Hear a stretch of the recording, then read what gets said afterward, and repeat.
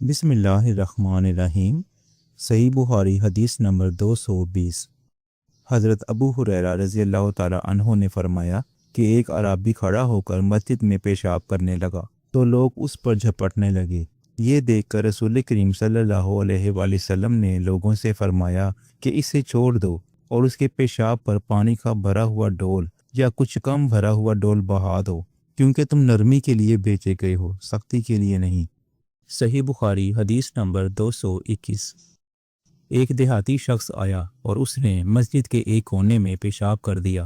لوگوں نے اس کو منع کیا تو رسول کریم صلی اللہ علیہ وآلہ وسلم نے انہیں روک دیا۔ جب وہ پیشاب کر کے فارغ ہوا تو آپ صلی اللہ علیہ وآلہ وسلم نے اس کے پیشاب پر ایک ڈول پانی بہانے کا حکم دیا، چنانچہ بہا دیا گیا۔